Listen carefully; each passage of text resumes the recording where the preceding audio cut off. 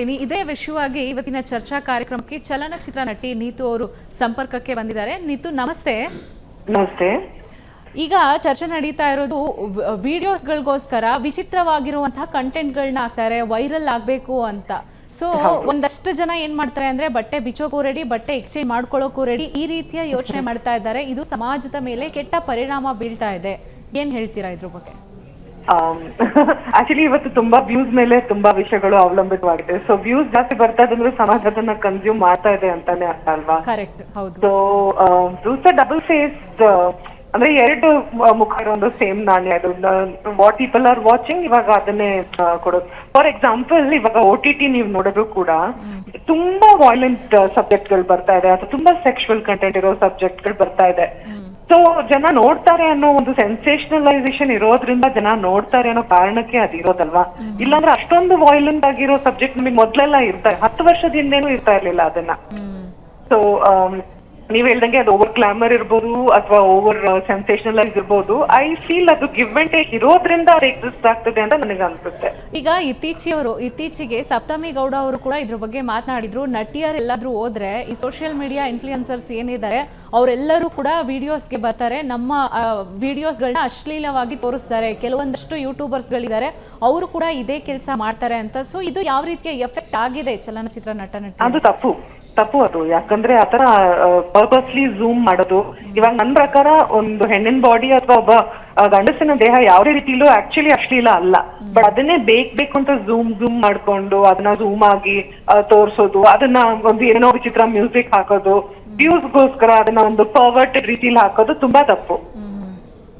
Okay, ಹಾಗೇನೆ ಈಗ ಒಂದ್ ದಿನ ಒಂದು ಸೀರಿಯಲ್ ಮಾಡ್ಲಿ ಅಥವಾ ಒಂದು ಸಿನಿಮಾ ಮಾಡ್ಲಿ, ಅವರು ಕಲಾವಿದ್ರ ಅಂತಾನೆ ಹೇಳ್ಕೊಳ್ತಾರೆ. ಸೊ ಅವರು ಒಂದಷ್ಟು ಜನ ಇದ್ದಾರೆ, ಅವರು ಅರೆ ಬರೆ ಬೆತ್ತಲೆ ಬಟ್ಟೆಗಳನ್ನ ಹಾಕೊಂಡು ವಿಡಿಯೋಸ್ಗಳನ್ನ ಮಾಡ್ತಾರೆ. ಸೊ ಇದು ವೀಕ್ಷಕರ ಮೇಲೆ ಅಂದ್ರೆ ಯಾವ ರೀತಿಯ ಒಂದು ಎಫೆಕ್ಟ್ ಇದೆ ಅನ್ನೋದ್ರ ಬಗ್ಗೆ ತಿಳಿಸಿ. ಈಗ ಎಫೆಕ್ಟ್ ತುಂಬಾ ರೀತಿಲಿ ಆಗುತ್ತೆ. ಯಾಕೆ ಅಂತಂದ್ರೆ ಇವಾಗ ಇವಾಗ ವ್ಯೂವರ್ಸ್ ಏನ್ ಅನ್ಸುತ್ತೆ, ಆಡಿಯನ್ಸ್ ಏನ್ ಅನ್ಸುತ್ತೆ ಅಂತಂದ್ರೆ ಎಲ್ಲ ತುಂಬಾ ಶಾಲೋ ಇದೆ ಅಂತ. ಹಾಗಾಗಿ ನಮ್ ಸಿನಿಮಾ ಇಂಡಸ್ಟ್ರಿ ಮೇಲೆ ಅದು ಡೆಫಿನೆಟ್ಲಿ ಇದು ಒಂದು ಪ್ರಭಾವ ಬೀರಿದೆ. ಬಿಕಾಸ್ ಒಂದು ಒಳ್ಳೆ ಸಬ್ಜೆಕ್ಟ್ ಅಂತ ಬಂದಾಗ ಅದು ರೀಚ್ ಆಗ್ತಾ ಇಲ್ಲ ಜನರಿಗೆ. ಬಿಕಾಸ್ ತುಂಬಾ ಎಲ್ಲಾನು ಓವರ್ ಸೆನ್ಸೇಷನಲೈಸ್ ಅದ್ರಲ್ಲೇ ರೀಚ್ ಆಗ್ತಾ ಇರೋದ್ರಿಂದ ಡೆಪ್ತ್ ಇರುವಂತಹ ಸಬ್ಜೆಕ್ಟ್ ಗಳಿಗೆ ಒಂದು ಪ್ರಾಮುಖ್ಯತೆ ಸಿಗ್ತಾ ಇಲ್ಲ. ಸೊ ತುಂಬಾ ರೀತಿಯಲ್ಲಿ ಅದು ಎಫೆಕ್ಟ್ ಹಾಗೆ ಆಗುತ್ತೆ. This is what I believe. ಈಗ ಕಲಾವಿದ್ರನ್ನ ಸಾಕಷ್ಟು ಜನರು ಫಾಲೋ ಮಾಡ್ತಾರೆ, ಅಂದ್ರೆ ಅವ್ರು ಹಾಕೋ ಬಟ್ಟೆ ಆಗಿರ್ಬೋದು ಅಥವಾ ಅವ್ರ ನಡವಳಿಕೆ ಆಗಿರ್ಬೋದು, ಫಾಲೋ ಮಾಡೋ ಅಂತ ಒಂದು ವರ್ಗ ಅಂತೂ ಖಂಡಿತ ಇದ್ದೇ ಇರುತ್ತೆ ಯಾವಾಗ್ಲೂ ಕೂಡ. ಒಂದಷ್ಟು ಜನ ಆಕ್ಟರ್ಸ್ಗಳು ಈ ರೀತಿಯ ಬಟ್ಟೆ ಹಾಕೊಂಡು ವಿಡಿಯೋ ಹಾಕೋದ್ರಿಂದ ಎಫೆಕ್ಟ್ ಆಗೋದಿಲ್ವಾ? ಅದೇ ಹೇಳ್ತಾ ಇರೋದು ನಾನು, ಆಗುತ್ತೆ ಅಂತ. ಅಂದ್ರೆ ವ್ಯೂಸ್ ಮೇಲೆನೆ ಎಲ್ಲಾನು ಇವತ್ತು ನಾವು ಕೌಂಟ್ ಮಾಡಕ್ ಹೋದ್ರೆ ನಿಜವಾಗ್ಲೂ ಡೆಪ್ತ್ ಇರುವಂತಹ ವಿಷಯಗಳು ಮಿಸ್ ಆಗ್ತಾ ಇದೆ ಅಂತ ನಾನು ಹೇಳ್ತಾ ಇರೋದು. ಓಕೆ, ಮತ್ತಷ್ಟು ನಾನು ನಿಮ್ ಜೊತೆ ಮಾತನಾಡ್ತೀನಿ. ಸಾಕಷ್ಟು ಜನರು ಹೇಳ್ತಾ ಇದ್ರು, ಅಂದ್ರೆ ಶುಭಮಂಗಳ ಆಗಿರ್ಬೋದು, ಅಕ್ಷರಧಾಮ್ಲೆ ಆಗಿರ್ಬೋದು, ನೀತು ಅವ್ರು ಕೂಡ ಹೇಳ್ತಾ ಇದ್ರು ಈ ಒಂದು ಎಕ್ಸ್ಪೋಸ್ ವಿಡಿಯೋಸ್ಗಳು ಯಾವ ರೀತಿಯ ಎಫೆಕ್ಟ್ ಬೀಳ್ತಾ ಇದೆ ಅಂತ.